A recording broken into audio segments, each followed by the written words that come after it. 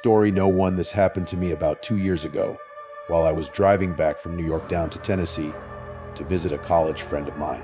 I made the trip alone because I honestly enjoy long drives by myself. Usually I just listen to music or podcasts the whole way and pull over whenever I get tired. I left early in the morning thinking I could probably do the entire drive without stopping. But once it got late, I realized I was way too exhausted to keep driving safely.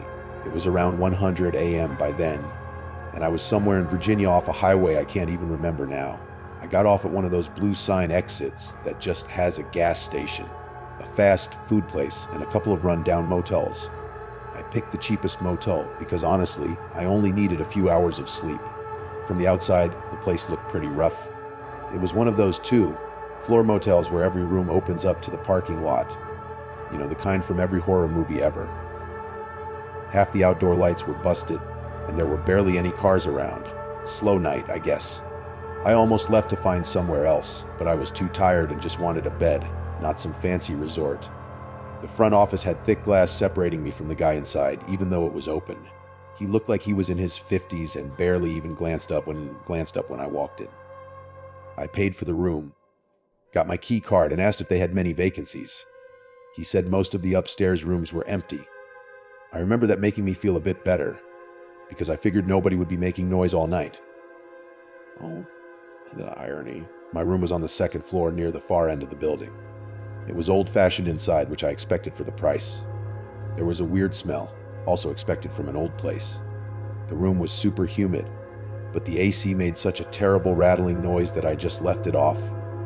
I honestly thought about sleeping in my car instead, but I was already there and too tired to care anymore. I locked the door, shut the blinds, took a shower, and laid down on the bed with the TV on low volume. About 20 minutes later, I started hearing arguing next door. It sounded like a couple fighting. Great, the walls were thin enough that I could hear muffled voices, but couldn't make out full sentences. I was annoyed because I thought it was going to keep me awake all night. One voice sounded deep and angry, while the other was softer. The strange thing was, the softer voice didn't really sound female. It sounded like a man mimicking a woman's voice, putting on an obviously fake higher pitch. The argument went back and forth for a while. One voice would get loud and aggressive, then the other would respond sounding serious. Then the other would sound nervous. But I started noticing something odd. The timing between the voices was suspiciously perfect. There was never any overlap, like in any real argument. Each voice waited perfectly for the other to finish. I turned the TV volume down and sat there listening closer. That's when it hit me. It was one guy doing both voices. Once I realized that I couldn't unhear it. The deeper voice sounded natural, but the softer voice was clearly the same guy trying to imitate someone else. A woman, I guess. I remember this weird pit forming in my stomach, because suddenly the whole situation changed from an annoying argument to something seriously disturbing. No matter how hard I tried to explain it away or rationalize it, I just couldn't make it make sense. The argument kept going for a few more minutes before suddenly stopping completely, leaving just silence. I remember lying there staring at the ceiling, hoping the guy had finally gotten tired of whatever the hell he was doing. Then I heard a few slow knocks on the wall next to my bed. A fist hitting the wall like you'd knock on a door. My head shot to the left. Then I heard this muffled voice through the wall say, "I hear you in there." I held my breath. Then he knocked again and said the same thing, like he was waiting for me to respond. He was trying to do some creepy, playful voice, like he thought it was funny. I wasn't having any of it. I grabbed the remote and turned up the TV volume to drown him out. For about 30 seconds, there was no sound at all. Then I heard the vibration of a door opening outside. Hearing that made my heart start racing because I knew he had left his room. I muted the TV and listened carefully. I could feel the vibration of footsteps on the balcony outside approaching my room. My blinds were fully shut except for a tiny crack near the edge where they didn't fully meet the wall. I kept staring at that crack, wondering if I should look or not. Part of me thought I was just making the situation scarier in my head than it actually was. Eventually, curiosity got the better of me. I walked slowly to the window and pulled the blinds apart just enough to see outside. The second I looked through, I saw a man standing right outside my window trying to look in. His face was so close to the glass that it made me jump backward immediately. He definitely made eye contact for a split second. His eyes looked wide open. The moment I moved away from the window, he started making these weird voices outside. I swear, he sounded like he was imitating characters. I don't know what characters, but he was having a whole creepy voice, acting practice right outside my motel door. Then he started knocking on my door while changing his voice over and over. 1 second he sounded high-pitched and childish, then suddenly deep and angry. I remember one of the voices sounding like an exaggerated southern accent. In any normal situation, it would have sounded ridiculous, maybe even funny, but hearing it outside my motel room at nearly 200 a.m. terrified me. This was obviously a sick, mentally unwell person. The knocking kept getting harder, not enough to break the door down, but enough that I thought the whole motel could hear it. I called the front office immediately and told the guy that someone outside my room was acting insane and wouldn't leave me alone. The guy sounded irritated at first until he probably heard the banging through the phone. Then his tone changed, and he said he'd come up right away. The guy outside kept switching voices and knocking for another minute or two. Then suddenly it stopped completely. I looked through the peephole and saw him speed, walking back into the room next to mine. A few seconds later, the motel worker came upstairs carrying a flashlight with his other hand on his holster. He knocked on the door next to mine after seeing the guy speed off into that room, and he started trying to talk to him. I couldn't hear everything clearly, but he kept asking the guy to open the door. There was no answer at all from inside. The worker stood there for maybe a minute before finally coming over to me. I opened the door and explained everything that had happened. The worker hesitated for a second before saying the guy had been staying there for a while. That answer alone made me want to leave immediately. I asked if I could switch rooms, and he said yes. He moved me to a room downstairs near the front office, right by my car. I grabbed my few belongings as fast as possible and followed him down. The new room was basically identical to the first one, except not next to a mentally ill person. I remember feeling relieved once I locked myself inside, because I figured there was no way the guy would bother me again after management got involved. I turned the TV on quietly and sat awake for a while, replaying everything in my head. Eventually, exhaustion caught up to me, and I started drifting off. I don't know how much time passed before I woke up again, but it was still dark outside. What woke me up was the sound of someone outside the room. I looked toward the window and saw a shadow move past the crack in the blinds. Then a few seconds later, it passed again. Not this again. I carefully moved closer to the window without making noise and looked through the crack.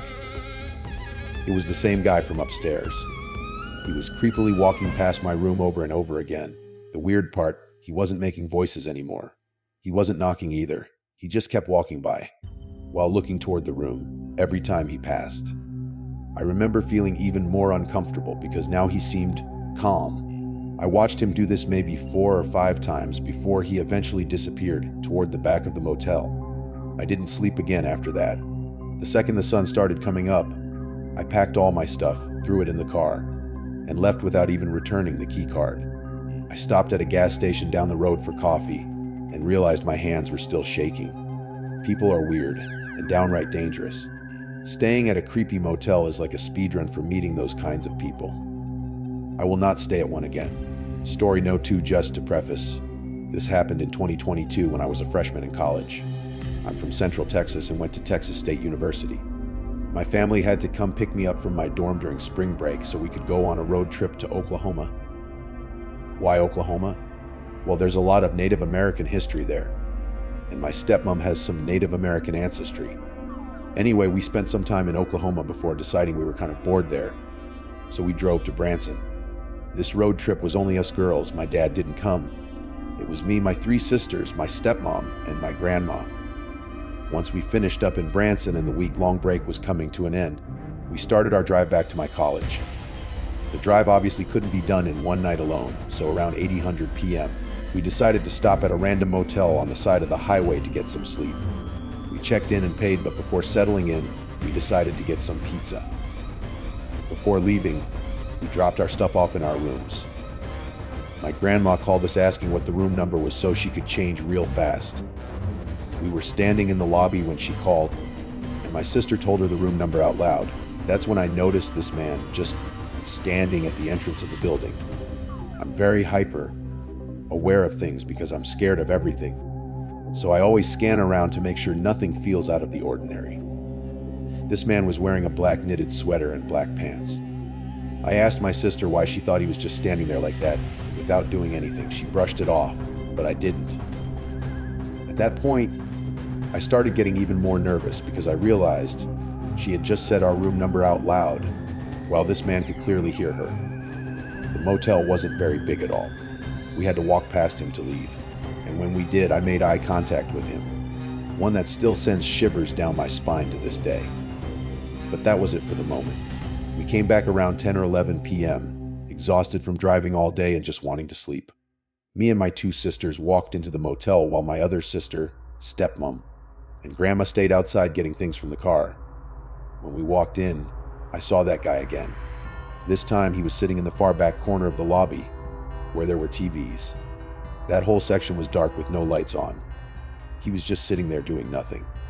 That freaked me out even more. To make things worse, my grandma called again asking for the room number, and once again my sister said it out loud right in front of the man. I started walking a little faster and noticed the man was now on his phone talking to someone, whispering. I couldn't hear what he was saying. We went up to the second floor where our rooms were. Two of my sisters were in one room, and my other sister, stepmom, and grandma were in another. The rooms weren't directly next to each other. There was one room separating them. We went into our room, and everything seemed fine for a little while. We were just lying on our phones getting ready for bed. Maybe 20 minutes later, we heard a knock on the door. I had already been telling my sisters how scared I was, so this immediately freaked me out because I thought it was that creepy man from downstairs. Thankfully, it was my stepmom. The second we opened the door, she rushed inside. That instantly triggered alarm bells in my head. I asked her what happened. She told us to start packing immediately, and I could tell she was dead serious. So we started packing.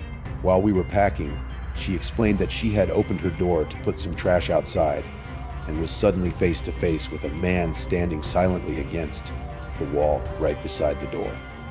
When she opened it, he didn't even look surprised. He just stared at her for a second. Then she said the worst part.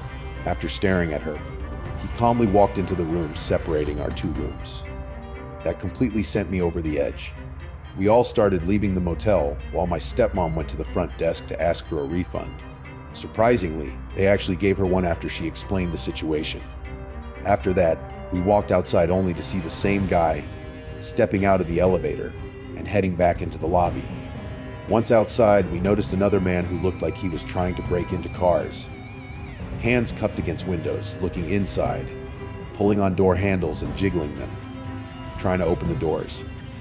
I was so shocked by everything happening that I caught myself just standing there frozen. I guess we were being kind of loud because he suddenly looked over at us while we were getting into the car.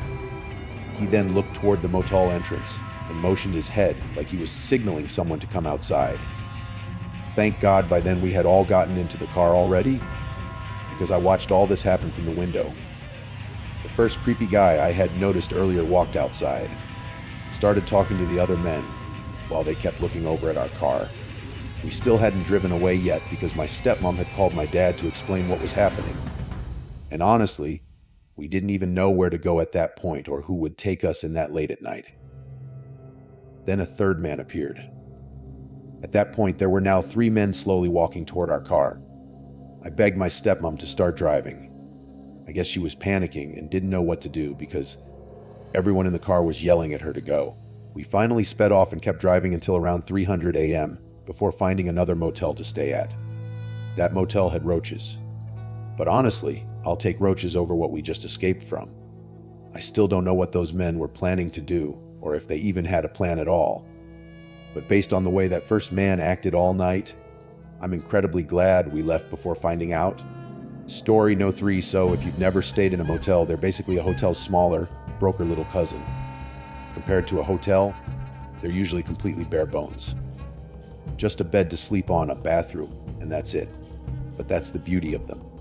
Sometimes if you don't want to spend hotel dollars, I feel like the 2 times you book a motel are when you're on a road trip or if you're on a long vacation and want to offset the costs of a hotel with a motel for part of the trip.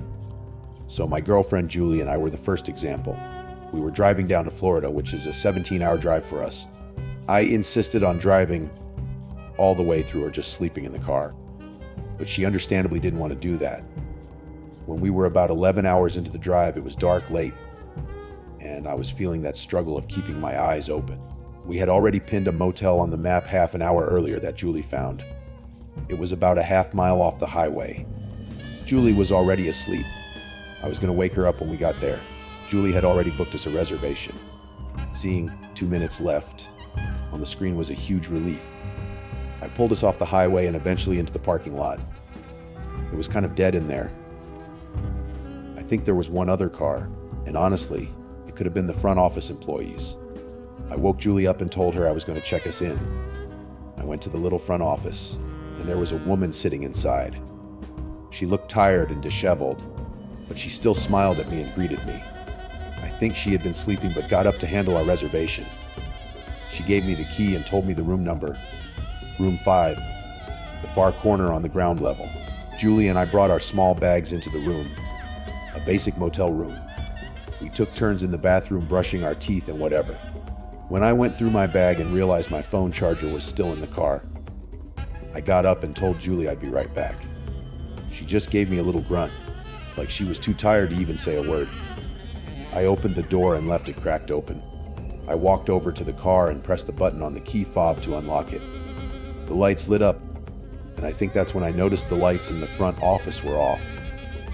The lady had gone back to sleep. I guess maybe that car was hers and she lives on the property. Wouldn't surprise me. But now the place was completely dark. It was a little eerie. Not even any traffic on the road. As I got to my car, I dug around looking for my charger. I have the new iPhone with the USB-C port. Julie has the old one, and she always likes to unplug my phone so she can connect to CarPlay. So I took a minute looking for it until I found it in the center compartment. I guess she put it there. I closed the door, and my heart nearly stopped when I saw someone right by the door to our room. It was a man. I had left the door cracked open, just a subconscious habit so I wouldn't get locked out, even if they weren't automatic locking doors. I jogged over to make it clear I was there before this man entered the room or something weird happened. I have to admit, this man was large. Not just tall, but big framed too. He had on a long trench coat that did not fit the mildly chilly weather. As I got close to the door, it really looked like he was planning on opening it. When he heard me coming, he turned around. He smiled and had a very soft demeanor. The way he spoke was so soft that instead of being calming, it was off-putting. He asked me how I was doing tonight. Mind you, it was past 100 a.m. I could sense something weird in his intentions with the small talk. So I deflected and skipped to the important question, which was, "What are you doing walking around so late? Are you staying here?" He shot back his answer quickly in the same soft voice, saying, "Oh, I'm staying upstairs. Just going for a stroll." I nodded, smiled back, and said, "Well, enjoy your walk. Have a good night." He smiled and nodded. And then I went inside and shut the door, pretty quick to lock it. Julie was already in bed snoring. She sleeps like a baby. Otherwise, I would have been telling her how weird that encounter was. I stood by the door with my ear up to it. I wasn't sure if I'd be able to hear footsteps walking away or not. All I know is, was he still standing there? I was scared to know, but I had to. I got on my knees, literally, and crawled over to the window and very delicately moved the curtain a bit to the side, just enough at an angle to see in front of the door. He was there. He was actually standing there, like he was just staring at the door. I lay on the floor like that for 10 minutes. He wouldn't move. It was like I was having a staring contest with him, and he was having a staring contest with our door. I eventually said, "This is ridiculous," and crawled back to the bed. When I got into bed, I shook Julie awake but told her to be quiet. She was groggy until I explained everything, that he was still outside the door. I didn't want to scare her, but I also didn't want to be alone with the situation, and I knew she wouldn't believe me if I didn't tell her. I whispered at her to crawl to the window and look out. She said I was scaring her and to stop, but I begged her to go look so she'd believe me. She gave in, got on her knees, and crawled to the window where I moved the curtain. She looked out toward the door and said, I said, look harder. Are you sure? And then she gasped, if not shrieked. She got up and ran back to the bed. I panicked and said, what is it? What did you see? She told me to go look out the window at the rooms across the parking lot. I crawled back to the window and looked around, and I saw it very quickly. The guy in the trench coat was across the parking lot. He was standing still but still facing our room. Actually, he was facing the window. I know it, like he saw me watching him. I looked for 30 seconds, and he didn't move. I yanked the curtain shut. I told Julie I was freaking out. I grabbed a blunt object just to keep by the bed secretly. I didn't want Julie seeing that and realizing I was expecting things to get physical. We waited in the bed for like an hour. At some point, we thought we heard footsteps walk by outside, but we couldn't be sure. All I know is we both agreed we heard something outside by the window. The terrifying thought that he was right outside our window the entire time was actually sick.